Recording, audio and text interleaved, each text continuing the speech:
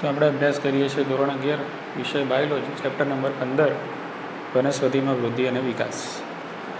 તો છેલ્લા લેક્ચરની અંદર એટલે કે આ ચેપ્ટરનો શરૂઆતનો જે લેક્ચર હતો એમાં આપણે પ્રસ્તાવના, બીજાંકુરણ, વૃદ્ધિ શું છે, વૃદ્ધિના માપદંડો અને વૃદ્ધિના વિવિધ તબક્કાઓ વિશે અભ્યાસ કર્યો. બરાબર. હવે આજે આપણે વૃદ્ધિની જે પેટર્ન્સ હોય છે એટલે કે વૃદ્ધિના વિવિધ પ્રકારો તમે કહી શકો છો. બરાબર. કોઈ વૃદ્ધિ કેટલા પ્રકારની હોઈ શકે છે એ મુદ્દો છે. બરાબર. તો અહીંયા આપણે લખીશું વૃદ્ધિના પ્રકારો. એની અંદર આપણે વૃદ્ધિ દરની પણ વાત કરીશું કે ભાઈ વૃદ્ધિ દર કોને કહે છે અને કેટલા પ્રકારની વૃદ્ધિ હોઈ શકે છે અને એને અલગ અલગ કયા સમીકરણ દ્વારા દર્શાવી શકાય છે અને એ વૃદ્ધિ વક્ર આપણને કયા આકારના મળે છે. તો એ બધી ચર્ચા આપણે આ મુદ્દામાં કરવાની છે. જોઈએ તો સૌથી પહેલાં તો વૃદ્ધિ એટલે શું એ ઓલરેડી આપણે જોઈ ગયા કે વૃદ્ધિ એટલે કે વધારો થવો એમ. એ પછી ઊંચાઈમાં વધારો થાય, કદમાં વધારો થાય, સંખ્યામાં વધારો થાય, વજનમાં વધારો થાય. બરાબર. એટલે આ એક જે વધારો થઈ રહ્યો છે એ કોષના સ્તરે થાય, પેશીના સ્તરે થાય કે દેહના સ્તરે થાય કે કોઈ રચનાના સ્તરે થાય. ટૂંકમાં કેવો સ્થાયી વધારો થતો હોય તો એને વૃદ્ધિ કહેવાય. 1ના 2 થાય, 2ના 3 થાય, 3ના 4 થાય, આ બી વધારો જ છે ને. 1ના 2 થાય, 2ના 4, 4ના 8, 8ના 16, આ બી વધારો છે. હા કે ના? બરાબર. એને વૃદ્ધિ કહીએ છીએ. ચલો હવે વૃદ્ધિ દર કોને કહીએ છીએ આપણે? તો તમે બધા ભૌતિકશાસ્ત્રની અંદર, રસાયણશાસ્ત્રની અંદર જ્યારે દર આવે તો તમે કહો છો કે ભાઈ એકમ સમયમાં, સમય કેવો લઈએ છે? એકમ સમયમાં. ઓકે. હવે આ એકમ સમય 1 સેકન્ડ પણ હોઈ શકે, 1 કલાક પણ હોય, 1 મિનિટ પણ હોય, 1 દિવસ પણ હોય, 1 વર્ષ પણ હોય, 10 વર્ષ પણ હોય, ગમે તે. પણ સમય કેવો લેવાનો? એકમ. કોઈ એક ફિક્સ હોય એમ કે ભાઈ 1 સેકન્ડમાં કે ભાઈ 10 સેકન્ડમાં કે 1 કલાકમાં એમ ફિક્સ. બરાબર. તો એકમ સમયની અંદર વૃદ્ધિમાં થતો વધારો દેટ ઇઝ વૃદ્ધિ દર. એને શું કહેવાય? વૃદ્ધિ દર. વૃદ્ધિ દર એટલે ગ્રોથ રેટ. ગ્રોથ એટલે વૃદ્ધિ અને દર એટલે રેટ. તો આ થઈ ગઈ એક નાનકડી વ્યાખ્યા કઈ વૃદ્ધિ દરની. તો વૃદ્ધિ દર એટલે કે એકમ સમયમાં થતો વૃદ્ધિમાં વધારો જેને વૃદ્ધિ દર તરીકે ઓળખવામાં આવે છે. કે ભાઈ એક સેકન્ડમાં કેટલી વૃદ્ધિ થઈ, 1 કલાકમાં કેટલી થઈ, 10 કલાકમાં, 1 દિવસમાં, તો એને વૃદ્ધિ દર કહેવાય. પણ એકમ લેવું પડે, કંઈ એકમ સમય લેવો પડે. ખ્યાલ આવી ગયો? કોઈ પણ વસ્તુ એકમ લેવી પડે બસ. ચાલો હવે આ જે વૃદ્ધિ દર છે એ દરેક સજીવની અંદર જોવા મળે છે. કોઈકની અંદર સંખ્યામાં વધારો થાય, કોઈની અંદર કદમાં વધારો થાય, કોઈની અંદર ક્ષેત્રફળમાં વધારો થાય, કોઈની ઊંચાઈ વધતી હોય, કોઈની લંબાઈ વધતી હોય, કોઈની પહોળાઈ વધતી હોય. આ બધું શું છે? વૃદ્ધિ છે. બરાબર કે? તો આ જે વૃદ્ધિ છે એને આપણે વિવિધ સમીકરણો સ્વરૂપે, આંકડાકીય સ્વરૂપે રજૂ કરી શકીએ છીએ. આંકડાકીય સ્વરૂપે રજૂ કરી શકાય છે એટલે કે સમીકરણ સ્વરૂપે રજૂ કરી શકાય છે. એટલે આ વૃદ્ધિ આપણી કેવી બને છે? આંકડાકીય. કેવી બને છે? આંકડાકીય. બરાબર. ચાલો હવે જોઈએ કે કેટલા પ્રકારની વૃદ્ધિ સજીવોમાં જોવા મળે છે. તો મુખ્યત્વે 2 પ્રકારની વૃદ્ધિની અહીંયા પેટર્ન આપેલી છે. એક છે આંકડાકીય વૃદ્ધિ અને બીજી ભૌમિતિક વૃદ્ધિ. બરાબર. ઓકે. તો પેટર્ન નંબર 1 તો અહીંયા આપણે લખીએ છીએ આંકડાકીય વૃદ્ધિ અને પેટર્ન નંબર 2 આને કહેવાય ભૌમિતિક વૃદ્ધિ.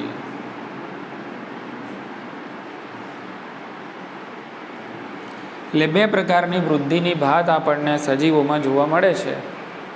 આંકડાકીય વૃદ્ધિ એટલે કે એરિથમેટિક ગ્રોથ અને ભૌમિતિક વૃદ્ધિ એટલે કે જીઓમેટ્રિક ગ્રોથ.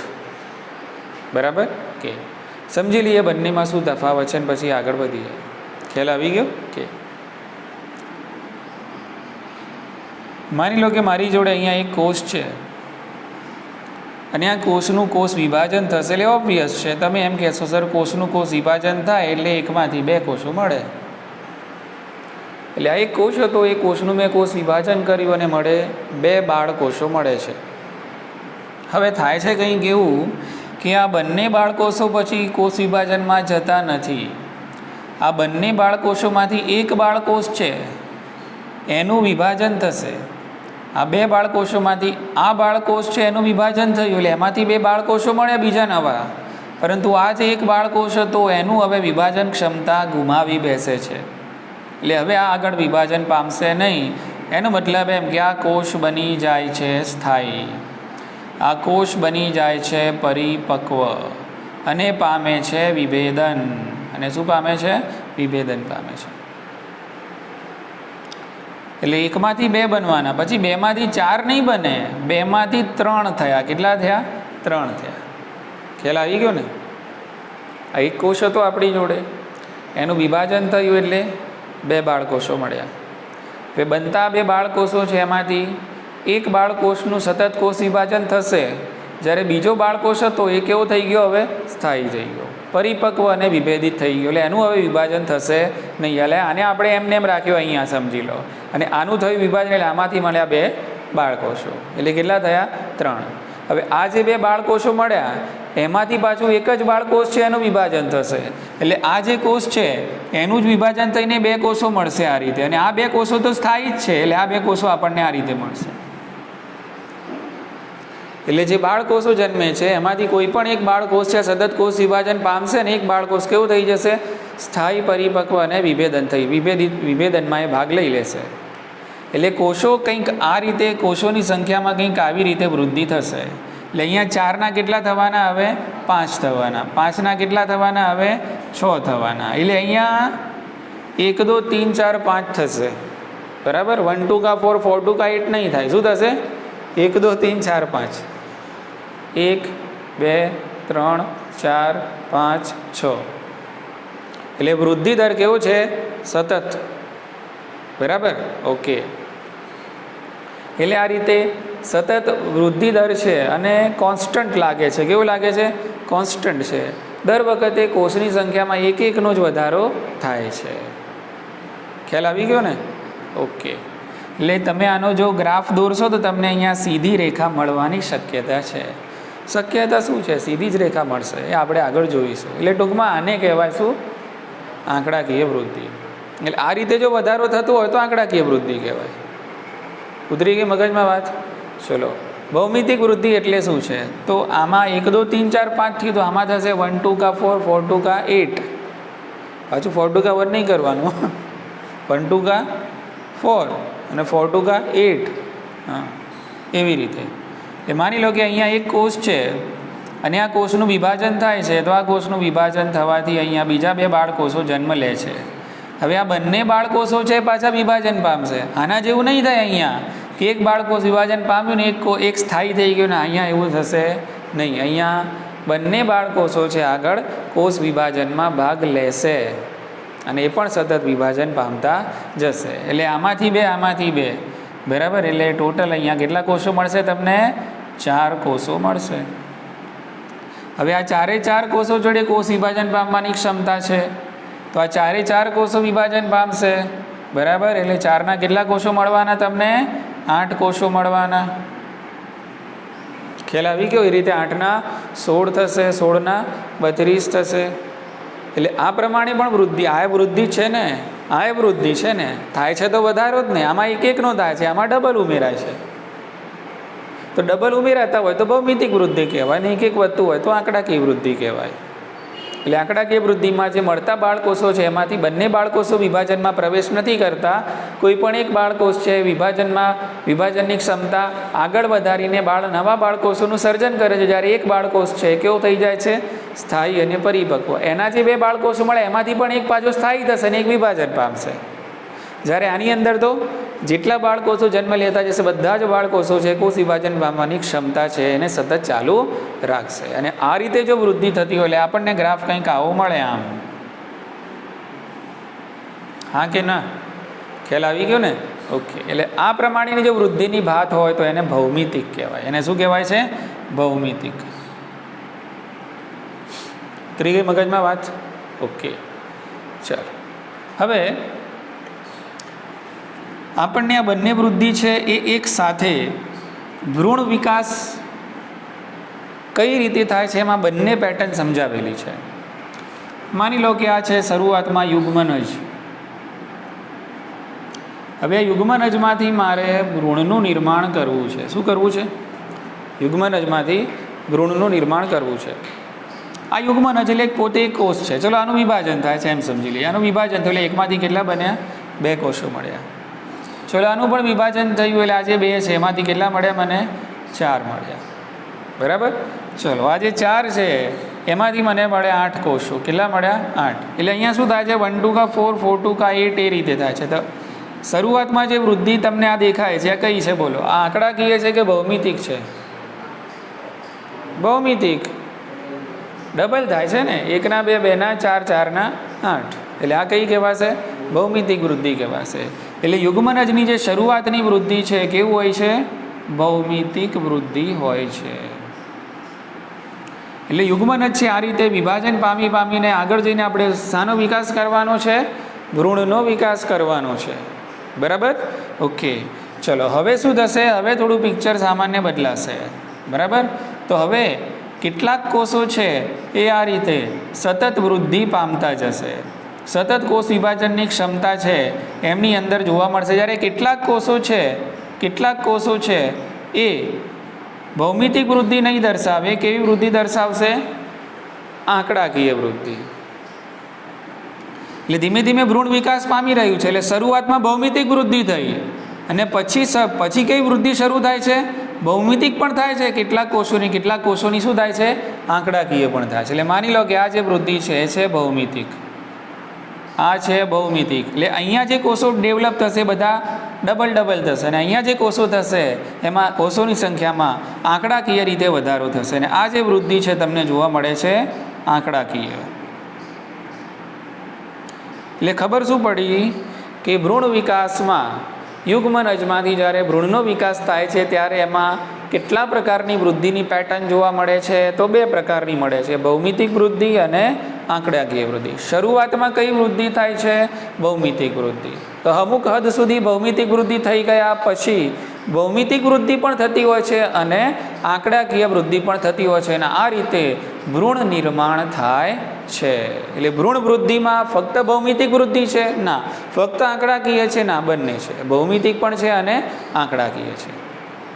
શરૂઆતમાં કઈ વૃદ્ધિ થાય છે એમ પૂછાય તો ભૌમિતિક વૃદ્ધિ. બોલો, ઉતરી ગઈ મગજમાં વાત? ચલો અહીંયા આવી જાઓ. હવે તો અહીંયા થોડું ડિટેલમાં જોઈ લઈએ કઈ વૃદ્ધિ વિશે? આંકડાકીય વૃદ્ધિ વિશે. તો આ પ્રકારની આંકડાકીય વૃદ્ધિ તમને ક્યાં જોવા મળે છે? તો વિસ્તરતા મૂળમાં. તો વિસ્તરતા મૂળની અંદર સામાન્ય રીતે આપણને વૃદ્ધિ દર છે એ એક સરખો અને સતત જોવા મળે. કેવો જોવા મળે? એક સરખો અને સતત જોવા મળે. ઓકે. તો સામાન્ય રીતે વિસ્તૃત એક જ દરે સતત વિસ્તૃત થતા મૂળમાં વૃદ્ધિની પેટર્ન આપણને કેવી જોવા મળે છે? આંકડાકીય જોવા મળે છે. બરાબર. અને જ્યારે આ વૃદ્ધિનો વક્ર છે આપણે રજૂ કરીએ કંઈક આવી રીતે, માની લો કે અહીંયા આ છે વનસ્પતિની ઊંચાઈ અને અહીંયા છે સમય. તો વનસ્પતિની ઊંચાઈ વિરુદ્ધ સમયનો આલેખ દોરીએ છે અને વૃદ્ધિ કેવી થાય છે? આંકડાકીય થાય છે. તો આનો આલેખ આપણને એક રેખીય વક્ર સ્વરૂપે મળે છે. કયા સ્વરૂપે મળશે? રેખીય વક્ર. એટલે અહીંયા આપણને રેખીય વક્ર જોવા મળે છે.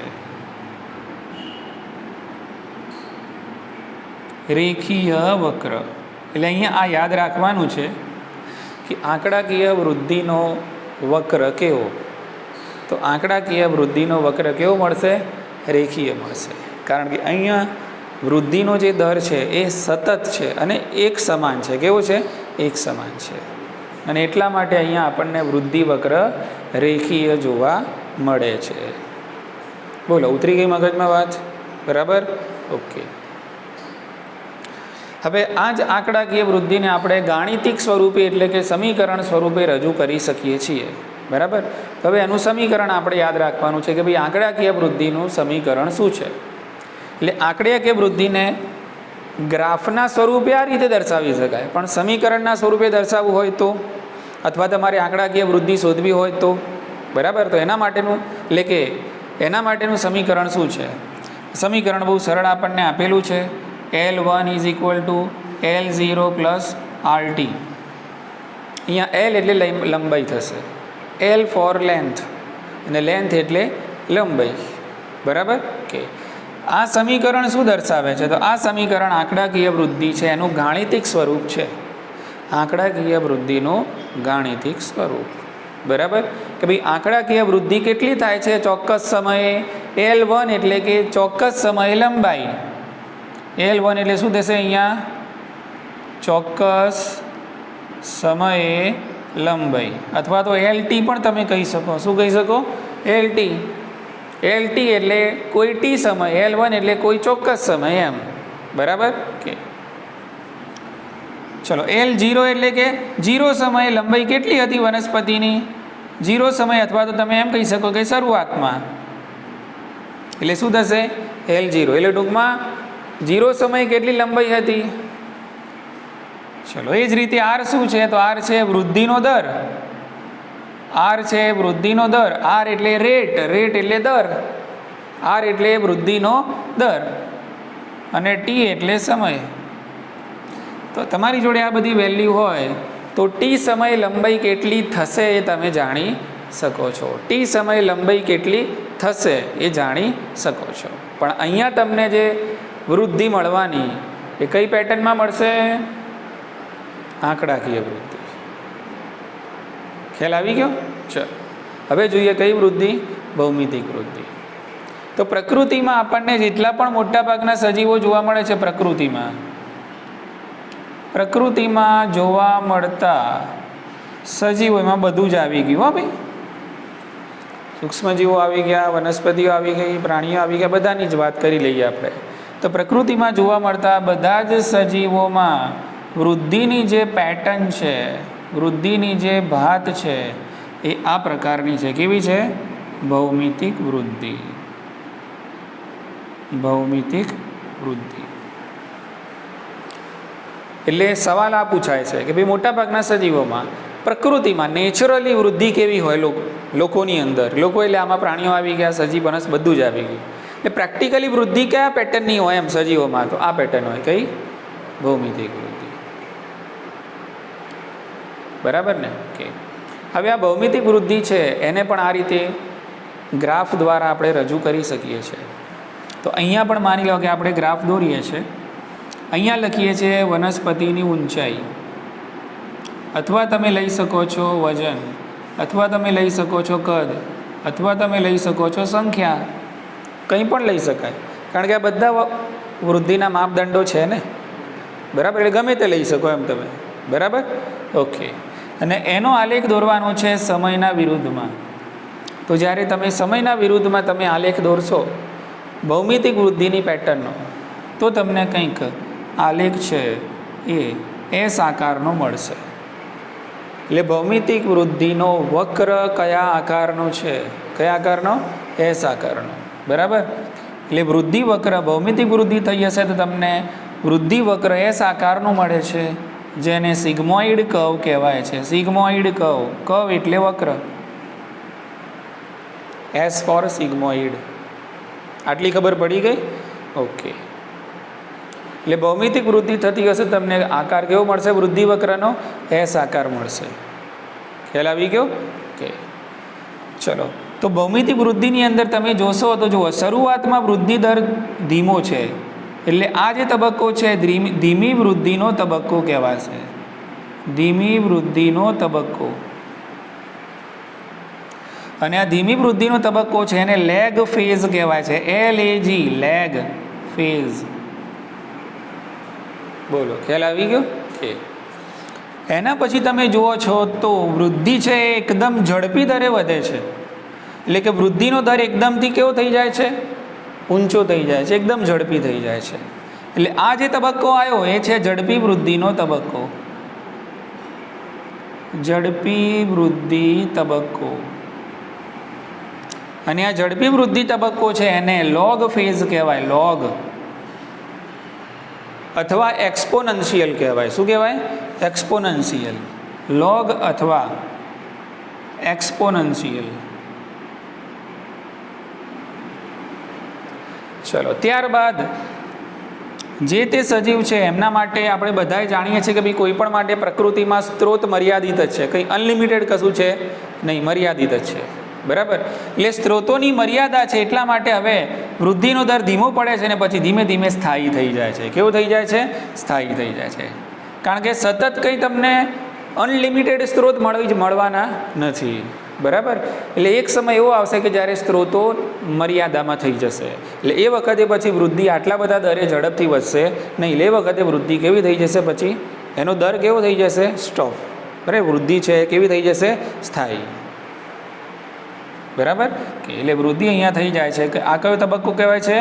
સ્થાયી વૃદ્ધિનો તબક્કો. એટલે ભૌમિતિક વૃદ્ધિની અંદર ગ્રાફમાં તમને 3 અલગ અલગ પ્રકારના વૃદ્ધિ તબક્કાઓ જોવા મળે છે. તો શરૂઆતમાં કેવી વૃદ્ધિ થાય છે? ધીમી વૃદ્ધિ. ત્યારબાદ કેવી વૃદ્ધિ થાય છે? ઝડપી. અને ત્યારબાદ કેવી છે? સ્થાયી વૃદ્ધિ થાય છે. સ્થાયી વૃદ્ધિ કેમ થઈ? સ્ત્રોતોની મર્યાદાના કારણે. કારણ કે પ્રેક્ટિકલી તો પોસિબલ એવું છે નહીં કે બધાને અનલિમિટેડ બધું મળતું જ જશે, ખૂટશે જ નહીં, એવું છે ને? એવું નથી. એટલે ક્યારેક ને ક્યારેક તો એ સ્ત્રોત કેવા થશે? મર્યાદિત થશે ને એ વખતે પછી વૃદ્ધિ દર કેવો થઈ જશે? સ્થાયી થઈ. એટલે પ્રેક્ટિકલી આ પ્રકારની વૃદ્ધિની પેટર્ન આપણને મોટા ભાગના સજીવોમાં જોવા મળે છે. ઉતરી ગઈ મગજમાં? આકૃતિ મોસ્ટ આવી આપી છે, બરાબર ને? ઓકે, ચલો હવે આ જે ભૌમિતિક વૃદ્ધિ દર છે, બરાબર, એ ભૌમિતિક વૃદ્ધિ દરને પણ આપણે એક સમીકરણ સ્વરૂપે ગાણિતિક રીતે રજૂ કરી શકીએ છીએ. આના માટે પણ એક સમીકરણ આપેલું છે. તો એ સમીકરણ શું છે? તો W1 = W0 e⁻RT.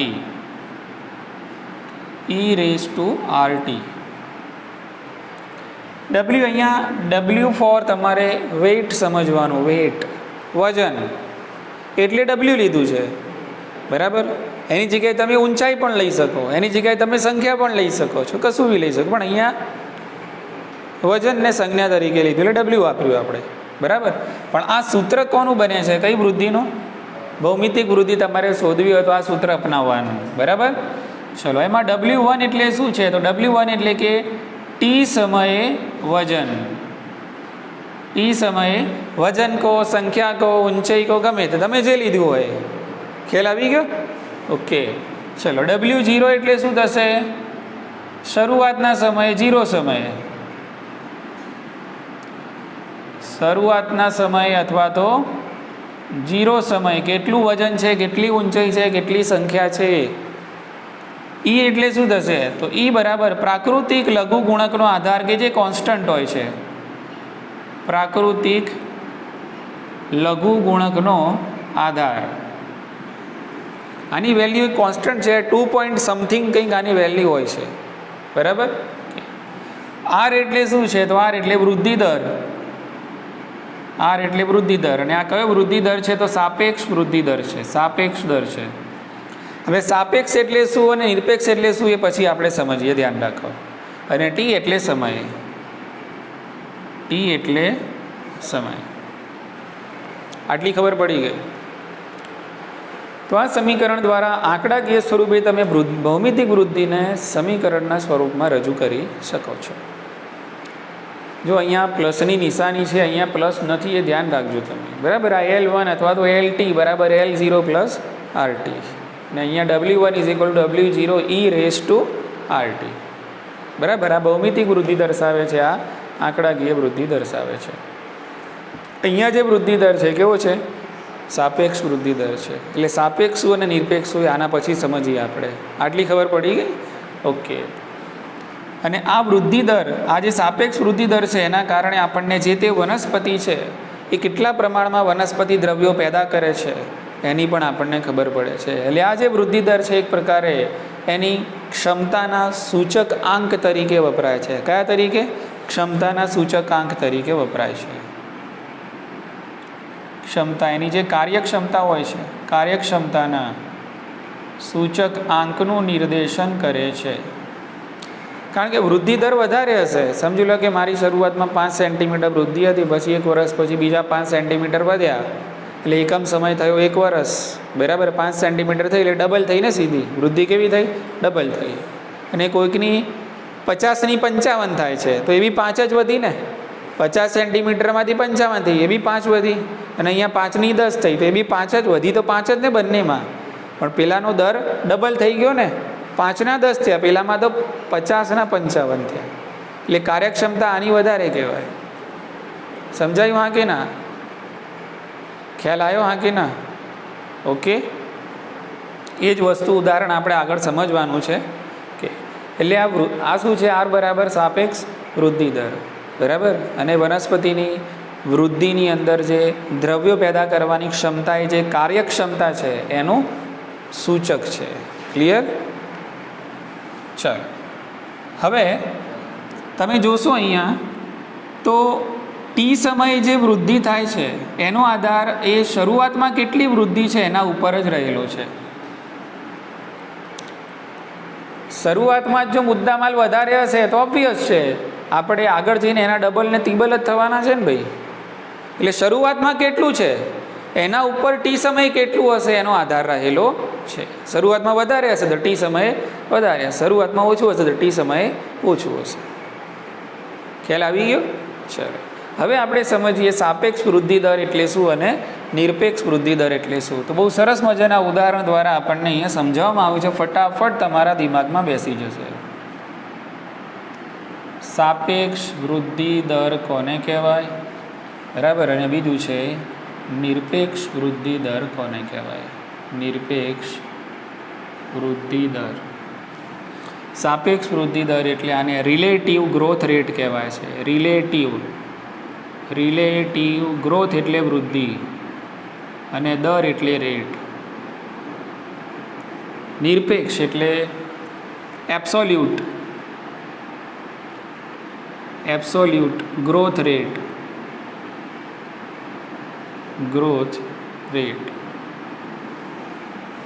બરાબર. આને સમજવા માટે આપણને બે સરસ મજાના પર્ણની આકૃતિ દોરીને સમજાવેલું છે, ઉદાહરણ આપેલું છે. માની લો કે આ પર્ણ છે. ચલો એ જ રીતે અહીંયા પણ આ મોટું પર્ણ છે.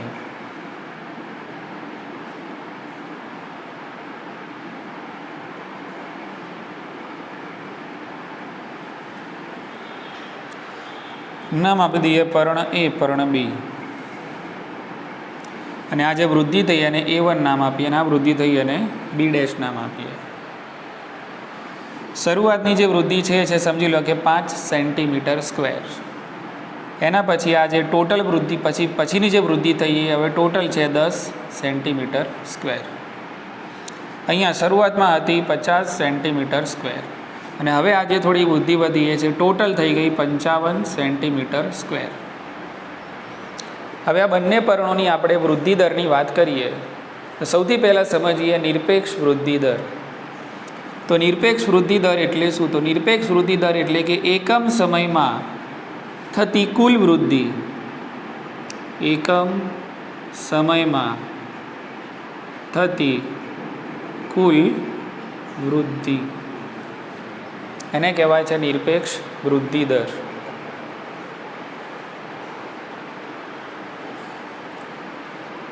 જો આ બંનેની એકમ સમયમાં કેટલી વૃદ્ધિ થઈ? તો આની 5 સેન્ટીમીટર સ્ક્વેર થઈ, આની પણ 5 સેન્ટીમીટર સ્ક્વેર જ થઈ. એટલે બંનેનો નિરપેક્ષ વૃદ્ધિ દર તો સેમ, સરખો થયો. ખ્યાલ આવી ગયો ને? ઓકે. ચલો સાપેક્ષ વૃદ્ધિ દર એટલે શું? તો સાપેક્ષ વૃદ્ધિ દર એટલે પણ એકમ સમયમાં થતી વૃદ્ધિ પણ સંબંધિત રિલેશનમાં. કેવી રિલેશનમાં? કે ભાઈ પહેલાં 5 હતી ને હવે બીજી 5 વધી એટલે 10 થઈ. એટલે આ તો થઈ તો અસલમાં ડબલ ને, સીધા 5ના 10 થયા. અહીંયા પણ વધી તો 5 જ, પણ અહીંયા 50ના 55 થયા. સમજાણું હા કે ના? બંનેમાં 5 સેન્ટીમીટર જ વધીને એટલે નિરપેક્ષ વૃદ્ધિ દર જોઈએ બંનેનો તો 5 સેન્ટીમીટર આવે જવાબ. બરાબર. પણ સાપેક્ષ વૃદ્ધિ દર જોઈએ તો અહીંયા 5ના 10 થયા, અહીંયા 50ના 55. એટલે અહીંયા જો સાપેક્ષ વૃદ્ધિ દર ગણીએ તો ડબલ થયું. એટલે અહીંયા તો સાપેક્ષ વૃદ્ધિ દર કેટલો થયો? 100%. અહીંયા તો ફક્ત કેટલો થયો કહેવાય? 10%. 10 × 5 = 50. એટલે કેટલા વધ્યા 5 સેન્ટીમીટર 55 થયા ને, અહીંયા 50ના 55 થયા. એટલે આ રીતે ગણો ને કે મારા પહેલા ટેસ્ટમાં 10 આવ્યા હતા અને બીજા ટેસ્ટમાં 15 આવ્યા. તો આવી સરખામણી કરો ને તો તમારી સાપેક્ષ વૃદ્ધિ કહેવાય. કેવી કહેવાય? કોઈકના સંબંધમાં, કોઈકની સરખામણીમાં જ્યારે તમે વૃદ્ધિ દર માપો છો તો એને શું કહેવાય? સાપેક્ષ વૃદ્ધિ દર. બરાબર? એટલે કોઈક આધાર લો છો તમે. શું લો છો? કોઈક આધાર લો છો. અને કોઈક આધારને સંદર્ભમાં રાખીને જ્યારે એકમ સમયમાં થતી કુલ વૃદ્ધિ માપશો તો તમને કયો દર મળશે? સાપેક્ષ વૃદ્ધિ દર. કે ભાઈ આ પરિણામ એમ કે મારો પહેલાં 5 સેન્ટીમીટર સ્ક્વેર હતો ક્ષેત્રફળ, હવે થઈ ગયું 10 સેન્ટીમીટર સ્ક્વેર. એટલે એનો આ જે બોલ્યું ને એ શું કહેવાય? સાપેક્ષ વૃદ્ધિ દર કહેવાય. પણ આ પરિણામ એમ કે ભાઈ મારા વૃદ્ધિની અંદર 5 સેન્ટીમીટર સ્ક્વેરનો વધારો થયો તો એ કયો થઈ ગયો? નિરપેક્ષ. એને કોઈ કમ્પેરિઝન ના કરી, મારે પહેલાં આટલો હતો અને અત્યારે આટલો થયો એવું કશું કીધું નહીં. તો જ્યારે કોઈ આધારના સંદર્ભમાં તમે વૃદ્ધિનો દર માપો છો તો એ કેવું થશે? સાપેક્ષ. અને જ્યારે એમને એમ કહેશો, આ પણ એમ કહે છે કે મારે 5 સેન્ટીમીટર વધ્યો, આ એમ કે મારે 5 સેન્ટીમીટર વધ્યો, એટલે બંનેનો નિરપેક્ષ થયો. કયો થયો? નિરપેક્ષ થયો. પણ આ કહે છે મારે 10% વૃદ્ધિમાં વધારે થયો, આ કે મારે 100% થયો. એટલે એ કયો કહેવાય? સાપેક્ષ. એટલે આના તો ડબલ થયા ને ભાઈ, સીધા 5ના 10 થયા, આના તો 50ના 55 થયા. સેટ થયો મુદ્દો મગજમાં? ખ્યાલ આવી ગયો ને? ઓકે. એટલે આ થયો સાપેક્ષ વૃદ્ધિ દર અને આ થયો નિરપેક્ષ વૃદ્ધિ, જેને આપણે બે સરસ મજાના પરિણામના ઉદાહરણથી સમજાવવામાં આવેલું છે. ઇઝી? ઓકે. હવે આપણે વાત છેલ્લે મુદ્દાની કરી લઈએ અહીંયા, વનસ્પતિમાં વૃદ્ધિ માટેની પરિસ્થિતિઓ. બરાબર? ઓકે. અને પછીનો મુદ્દો છે વિભેદન, નિર્વિભેદન અને પુનઃવિભેદન. એ પણ એના પછી આપણે નથી જોવાનું. બરાબર? એ આપણે પછી જોઈશું. આપણે જોઈએ વૃદ્ધિ માટેની પરિસ્થિતિઓ. જો આ મુદ્દો એકદમ કેવો છે, આમ પ્રસ્તાવના ટાઈપ જ મુદ્દો છે, આમાં કશું અગત્યનું છે જ નહીં. ખ્યાલ આવી ગયો કે લગભગ આમાંથી કોઈ સવાલ નથી આવતો, પણ તો પણ આપણે એકવાર થરલી જવું જરૂરી છે. વનસ્પતિમાં વૃદ્ધિ માટેની પરિસ્થિતિઓ. આપણે બધા જાણીએ છીએ કે આપણે કાલે વાત કરી કે વનસ્પતિની વૃદ્ધિમાં આંતરિક અને બાહ્ય પરિબળો અસર કરે છે. બરાબર? તો એ જ અહીંયા ચર્ચા ફરીથી કરવાની છે. તો સૌથી પહેલાં તો વનસ્પતિની વૃદ્ધિ કરવી હોય તો પાણી વગર ચાલે? પાણી વગર ના ચાલે. બરાબર? કેમ ના ચાલે? એ તો બહુ લાંબો નિબંધ આપણને ખબર છે કે પાણી છે, માતૃપ્રવાહી છે, કોષરસમાં આટલા ટકા હોય છે, જીવરસના બંધારણ માટે જરૂરી છે, વિવિધ દ્રવ્યોને ઓગાળવા માટે જરૂરી છે, દ્રવ્યોના વહન માટે જરૂરી છે, ઉત્સેચકોની ક્રિયાશીલતા માટે જરૂરી છે. તો લાંબી વાર્તા આપણે પાણી વિશે કરી શકીએ. એટલે પાણી વગર ચાલે નહીં. કોષની બહારે જોઈએ ને કોષની અંદરે જોઈએ, પાણી પાણી થવું જોઈએ ટૂંકમાં. એટલે ખબર એ પડી કે ભાઈ એક પરિસ્થિતિ કઈ છે? પાણીની છે. ચલો, પાણી પછી છે ક્ષારો, ખનિજ તત્વો, પોષક તત્વોની જરૂર પડે. તો આ ક્ષારો પણ વનસ્પતિ જમીનમાંથી શોષણ કરે છે અને વિવિધ ક્ષારોનો રોલ વિવિધ હોય છે. અલગ અલગ ક્ષારોનું કામ અલગ અલગ હશે વનસ્પતિમાં, પણ જોઈએ કેટલાક વધુ પ્રમાણમાં જોઈએ તો કેટલાક ઓછા પ્રમાણમાં જોઈએ. તો કેટલાક શું હોય છે? લઘુ પોષક તત્વો. કેટલાકને આપણે શું કહીએ છીએ? લઘુ પોષક તત્વો. અને કેટલાકને શું કહેવાય છે? ગુરુ પોષક તત્વો. લઘુ પોષક તત્વો એટલે કે એવા પોષક તત્વો કે જેની ઓછા પ્રમાણમાં જરૂર પડે, ને ગુરુ પોષક તત્વો કે જેમની વધુ પ્રમાણમાં જરૂર પડે.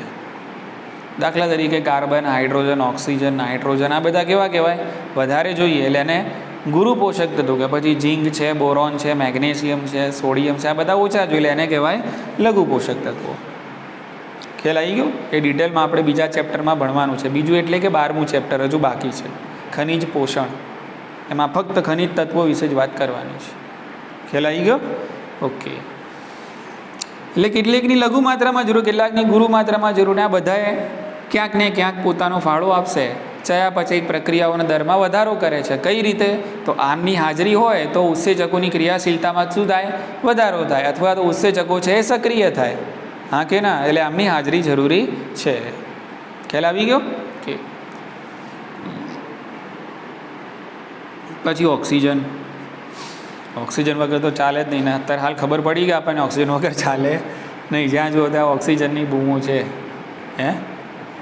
सरकार तो एम ज કહે છે કે ભાઈ अपने पास पूरते प्रमाण में है પણ નથી કશું બધા બૂમો પાડે છે બિચારા બધા હોસ્પિટલની અંદર કે તો આપણે અહીંયા વનસ્પતિ બી બિચારી વનસ્પતિને પણ ઓક્સિજન તો જોઈશે જ ને પણ વનસ્પતિમાં એક બેનિફિટ છે એના જોડે ઓક્સિજનનો બોટલ હોય છે જ ઓલરેડી પ્રકાશ સંશ્લેષણ કયું હા વનસ્પતિ પોતે શું કરે છે પ્રકાશ સંશ્લેષણ કરે છે અને ઓલરેડી પ્રકાશ સંશ્લેષણમાંથી જે શું મેળવી લે છે ઓક્સિજન મેળવી લે છે આ મુદ્દો આપણે આગળના મુદ્દામાં ભણ્યા હતા એક ચેપ્ટરમાં કે વનસ્પતિમાં શ્વસન અંગો હોતા નથી કારણ કે ઓલરેડી પ્રકાશ સંશ્લેષણ કરે છે અને ઘણી બધી દલીલો આપણે એમાં જોઈ લઈએ અને ઓક્સિજન હોય તો શું થશે એટીપી પેદા થશે ને ભાઈ ઓક્સિજન હશે તો થશે ઓક્સિડેટિવ ફોસ્ફોરીકરણ એટલે શું પેદા થશે એટીપી અને એટીપીનો શક્તિ તરીકે સંચય થશે અને આ જ એટીપી પછી કોષોની વિવિધ ચયાપચયિક પ્રક્રિયાઓમાં વપરાશે આ જ એટીપી શામાં વપરાશે ભાઈ વિવિધ ચયાપચયિક પ્રક્રિયાઓમાં વપરાશે ને ચયાપચયિક પ્રક્રિયાઓ થશે તો કોષ વિભાજન થશે અને વૃદ્ધિ થશે ઉતરી મગજમાં વાત સરસ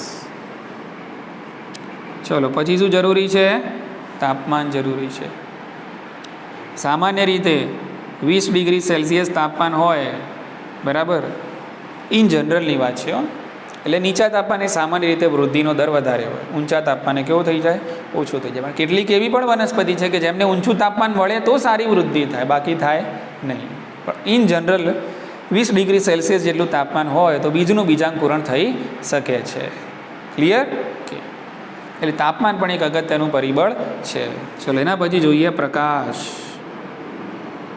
લાઇટ તો આ તો આપણે પ્રકાશ સંશ્લેષણમાં જ ભળી ગયા ને પ્રકાશ તો એક અગત્યનું પરિબળ છે પ્રકાશ સંશ્લેષણ માટે બરાબર ને કેવા પ્રકારનો પ્રકાશ મળે છે એ પણ અગત્યનું છે કારણ કે પ્રકાશ સંશ્લેષણનો દર લાલ અને વાદળી પ્રકાશમાં વધારે હોય બાકીના રંગના પ્રકાશમાં ઓછો હોય છે બરાબર ઓકે અને કેટલી તીવ્રતાનું મળે છે એ પણ અગત્યનું છે અને કેટલા સમય માટે મળે છે એ પણ અગત્યનું છે કે ભાઈ અડધો દિવસ મળે છે આખો દિવસ મળે છે કે કઈ રીતે મળે છે એ પણ અગત્યનું છે ખ્યાલ આવી ગયો એટલે ટૂંકમાં બધી પરિસ્થિતિઓ છે બધી શું છે પરિસ્થિતિઓ છે કે જે વનસ્પતિની વૃદ્ધિમાં ફાળો આપે છે અને આ બધું એને પૂરતા પ્રમાણમાં અને સાનુકૂળ પરિસ્થિતિમાં મળે તો વનસ્પતિની વૃદ્ધિ છે એ એઝ ઇટ ઇઝ એના રેગ્યુલર દરથી થતી હોય છે ને આમાં ક્યાંક આગું પાછું થયું તો વૃદ્ધિ ઉપર સીધી અસર પડે છે ક્લિયર ને ચલો તો આજે આપણે આટલું રાખીએ છીએ